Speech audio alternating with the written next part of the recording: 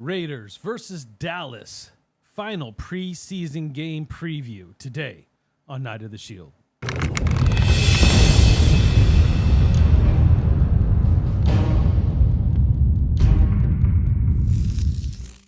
Welcome, everybody, to another episode of Night of the Shield. I'm Jason Smith, a.k.a. The Knight, and today we are going to be looking at our game, our matchup, The Last Dance versus the Dallas Cowboys. Preseason football. This is going to be the last dance for a lot of our players, so we got a lot that we have to break down in the sense of what we should be looking for. Before we get started, can you go ahead and hit that subscribe button, that notification bell, so you can be updated every time I drop another episode? And please do me a favor and hit that like button. Let's continue to move up the algorithm. Thanks for everybody who watched yesterday's episode. Those are the type of episodes that get me juiced, man. And I know that might not be the content for everybody, but I mean, it's something I really love to do, doing some deep dives and really getting in to really what we tend to forget, how this stuff operates. And I was really excited to hear Dave Ziegler and Champ Kelly today. And there was just a difference in their presser for me. That's why I decided not to play it and cover it. I'll touch some points on the beginning because, once again, I think Dave Ziegler speaks very well. I think he holds himself at the podium really nicely. He's very unwavering.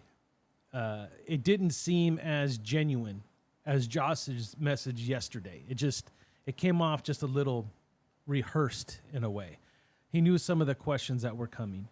And there's things I like about that, and there's things that I don't. But nevertheless, this is how organizations operate, and it's just part of the status quo. So, again, same thing that Josh was reporting on about versatility. He really kind of went heavy on versatility, something that we need to think about as we're looking at some of these players ourselves as we put together our 53-man roster, which I will probably be breaking down for Monday.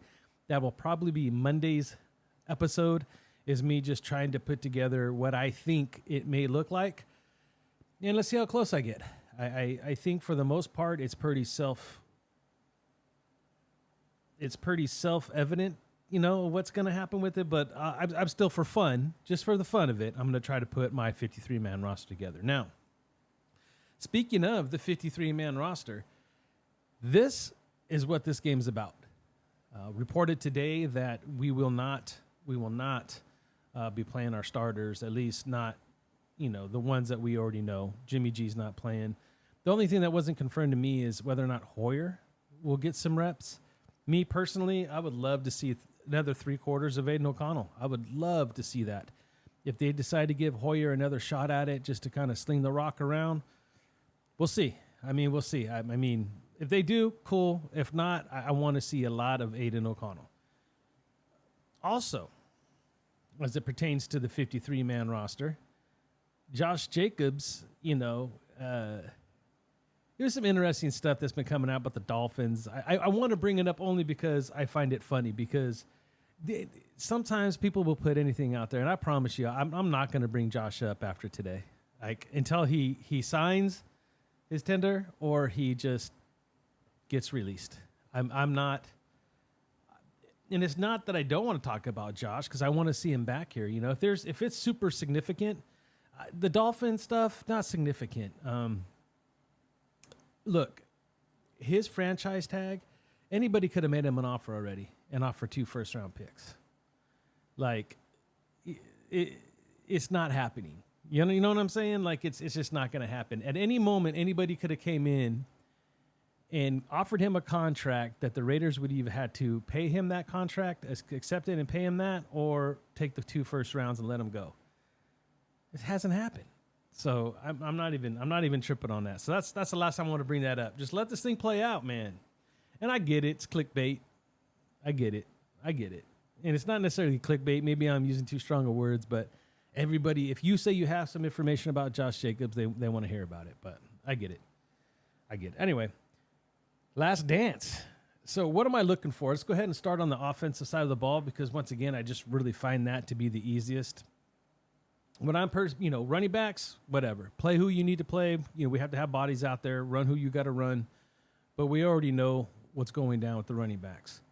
Quarterbacks, we already talked about that. I'd like to see a lot of Aiden if they decide to give Hoyer some reps. cool, but I want to see a lot more Aiden. Receivers, we already know at least the core players, right? It's going to be Devontae, it's going to be Hunter, it's going to be Jacoby Myers. You know, tight ends, they need to get some work. I'd like to see all of our tight ends kind of get in the mix and do some things. Two to look out for the most, in my opinion, is going to be Horsted and Fotheringham, because those two, there's going to have to be a decision made there, and that one's going to be interesting. Yes, I do believe that Austin Hooper gets the nod. He's the veteran. He brings a certain skill set. You're going to want some veteran leadership in that group. So I definitely believe that Hooper will be there. Let's see. We already know the offensive line for the most part. I mean, you keep an eye on that right side. I have my thoughts and opinion of who I think should start the season there. I'll save that for my 53-man roster video.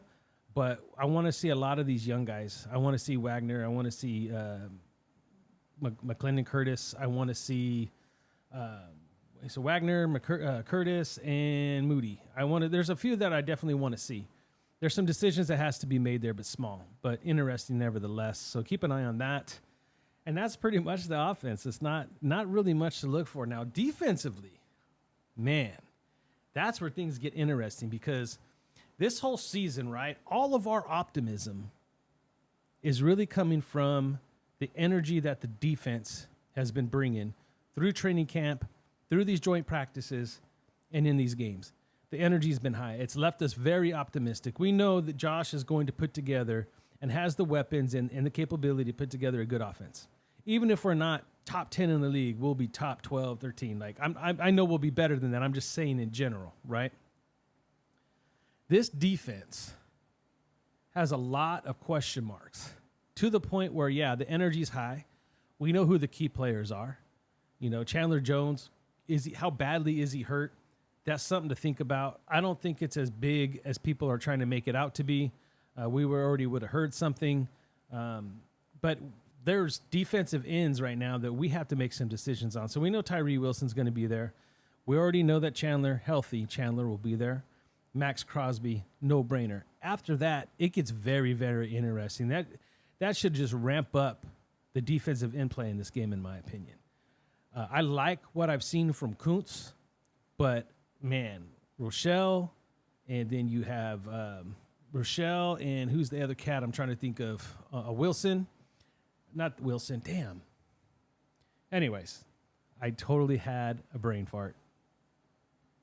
Anyway, I'll come back to that. It'll come back to me. But there's plenty of defensive ends that we got to sort through and figure out. Adam Plant was another one. That's the other one that was on my brain. We got to make a big decision there. We need the bodies there. Defensive tackle, same thing. The right combination, the right fits have to be there. There's going to be some tough decisions. And who out of the group do you think that we could pull off and get on the practice squad? Because that's another element to this whole puzzle. Linebackers, I feel like I'm getting close to getting that figured out for myself personally. I've got Curtis Bolton locked in. Curtis Bolton's play in this preseason has been on point, and he's a special team superstar. I think that buys him in. Drake Thomas is a guy that I would love to see make this roster, but he's the one that's the teeter-totter for me right now, not because of his size like I talked about yesterday, but Luke Masterson has been getting a lot of first-team reps. Unless he's not playing at a high enough level because he's the experienced one. Of course he's going to get those first-team reps, right? But you're going to have Masterson. If you just base it off that, though, and you went Masterson, you went Spillane, and you went Diablo, that's 3 out of 5 that I think that will be able to carry from the linebacker position. And then I think Amari Burney makes this team. I just think that he showed that skill set, that playmaking ability, and you can't ignore Curtis Bolton. You just can't do it. So that's where it gets tricky for me. They might, because of injury situations, they might really have to take a look at Drake Thomas. And then the safeties get really interesting for me as well. I haven't seen much of Teamer. Teamer's one of those guys that's going to be the special teams guy. He's going to come in for a spell. But, man, I really like Palamau. I really like this cat. And I don't know if he makes the roster right now. I just don't know. You know, Chris Smith is going to get a nod. Chris Smith is going to get a hard look. I think he makes this roster. There's going to be some tough decisions. So that's what I was kind of getting at yesterday. There's so many layers to this now. There's so much depth, right? Everything that's been talked about, the corners, every level of this defense has tough decisions. Who are going to be our backup defensive ends? Who is going to be our backup defensive tackles? Those are huge questions. Linebacker, hard decision. Outside of Diablo and Spillane, pick a combination. We run a dime package a lot. We're going to run big on a dime package. Hobbs is going to be out there a lot, right? Like, it's a really, really tough call. Really tough call. Cornerbacks, Jacorian Bennett has been talked about a lot. Is he going to get the starting nod? Even if he doesn't get the start, he definitely gets a spot on this roster. No doubt. You know Hobbs is here. You know Marcus Peters is here. After that, you got Meek. You got Shelley. I don't think Long makes the cut. I already got him out of the equation. I got Meek and Shelley battling out. You got Sam Webb, Tyler Hall. These are people that, I mean, we're talking backups here, guys. So what I think where it comes to that is where else are they serviceable? I'm going to tell you where Meek has it for me, and that he can cover in the slot a bit too. I don't know. Like, it's tough. Special teams plays a factor, right? So these guys are going to have to be battle-tested Saturday, and I'm looking forward to this game primarily for that reason. Again, another game where wins and losses don't matter. And I probably should have said this earlier in the episode, but I get it. It's preseason. None of it matters. No, it matters so much for making decisions like this. You know, Josh McDaniels talked a lot about the joint practices, how it really helped him evaluate his key players, though. His key players. Yeah, there was, I've heard the reports. I went through the reports again. I went back and listened to a few people, and primarily the people that got the real hard looks were guys that were already penciled in that we knew of. That's why when it comes to the linebacker spot, I'm kind of like, man, they really like Luke Masterson. Unless there was something happening with Luke Masterson that we haven't seen or haven't heard, like, you would think he's got a spot on this football team. He's a second-year dude. He got some playing time last year. He comes in, he's going to understand and line up properly and just be able to adjust on the fly. I don't see how we cannot keep Luke, but at the same time, I think the other two are more promising at this point. I think Drake Thomas and Amari Burney are just, so do we actually get rid of Curtis Bolton? The guy's a special teams ace. He's had an amazing preseason. Now I will say this too, right? We're looking at it from our perspective of what we see in these preseason games. Look, this coaching staff, they get him in practice every day, and there's a lot of other intangibles they look for. They also know what these players are capable to do on other positions, how versatile. I heard, that's the one thing I want to bring up again, because I heard Champ and Dave talk about it this afternoon. Versatility is huge with them. Huge. It's part of the DNA. It's part of their culture. It's part of the structure of their football team is they like smart football players that can play multiple positions, because that's how the next man up philosophy has always worked. When you have the proper depth, guys that can play in other spots, especially, now that you have, usually an extra cover corner type safety playing on that linebacker side. So again, these preseason games, win or loss, they don't matter. Wins and losses don't matter. You're looking at a lot more than just their play. We might see players go out and make a sack or stop a good run, have a big hit, even get an interception. But did the whole game, were they lining up where they were supposed to be? Were they communicating? Were they being coached right? Were they responsive to what they were being told? Hand placement, penalties, special teams. The special teams. Keep a good eye on our special teams this week, because that's the other added element for a lot of these guys. All these backup guys are going to be asked to perform on special teams at a high level. That's why I got Curtis Bolton on my list as of right now. Unless something this weekend changes, I don't know how you get rid of Curtis Bolton. I don't know. Definitely possible. Definitely possible. Anyway, use the comment section down below. Let me know who you're keeping an eye on. Defensively, I think it's still an entangled mess as far as how we build our depth out. I mean, I think our starting core can be pretty much. I'll give you my starting core real quick before we jump out of here, right? Chandler Jones, Max Crosby, your defensive ends. Starting defensive tackles, it could be a combination of Jenkins and Nichols or Tillery and Jenkins. I think that those combinations work well with me. You got a guy that can plug up the middle, help stop the run, and a guy that can get out the passer. Hit or miss. If you're looking for first and second down being run plays, maybe it's Jenkins and Nichols, whatever. That's where you got there. Linebacker, depending on what you're playing, if you're running 3 linebackers right now, I mean, I'm just basing it off just the information that I know and I understand.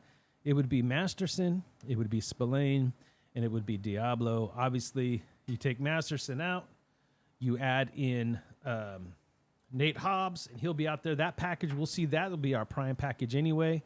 You'll see Nate Hobbs out on the field a lot. I think that's another key to keep an eye on as they make decisions on that linebacker spot, because Hobbs is going to be out there. So who's Hobbs' replacement going to be? Who's going to come up and give Hobbs a breather?